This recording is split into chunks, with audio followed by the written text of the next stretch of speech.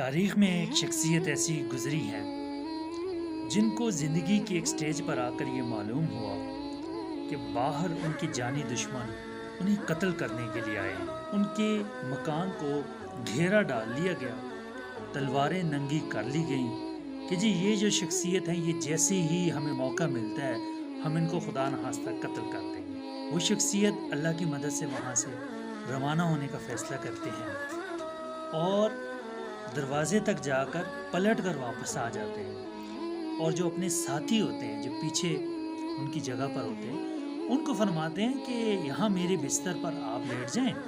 اور یہ میرے پاس کچھ امانتیں ہیں اور یہ امانتیں واپس کر کے آپ نے آنا ہے۔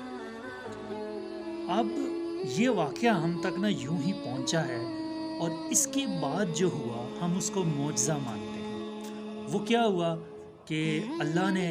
دشمن کی آنکھوں میں ایسی دھول جھونکی کہ پیارے نبی حضرت محمد صلی اللہ علیہ وسلم وہاں سے بخیر و عافیت جو ہے آ گئے، اور کفار ہاتھ میں تلواریں لیے کھڑے رہے، ان کو خبر تک نہیں۔ ہم معجزہ اس بات کو مانتے ہیں، لیکن میرے دل میں خیال آیا کہ معجزہ تو وہ تھا کہ دروازے تک گئے ہیں اور پلٹ کر آئے ہیں، اور پلٹ کر آ کر انہوں نے فرمایا کہ یہ امانتیں ہیں، یہ لوٹانا۔ اور وہ امانتیں کس کی ہیں؟ جو باہر تلواریں لیے کھڑے ہیں اور قتل کے ارادے سے آئے ہیں، ان کی امانتیں واپس کرنے کی اتنی فکر اور اتنا احساس کہ جی یہ تو مجھے قتل کرنے آئے ہیں لیکن ان کی امانتیں میرے پاس ہیں۔ تو اتنی اہم رات کہ جب سارے دشمن جو ہے وہ کھڑے ہیں اور وہی دشمن انہی دشمنوں کی امانتیں پڑی ہیں جو کہ جان لینے کے لیے آئے ہیں۔ اور معجزہ تو یہ ہوا پھر کہ جی انہی کی امانتیں حضرت علی سے فرمایا گیا کہ واپس کرنا اور پھر آ جانا۔ تو یہ خوبصورت واقعہ ہمیں یہ درس دیتا ہے، ہمیں یہ سبق دیتا ہے کہ نبی پاک حضرت محمد صلی اللہ علیہ وسلم کی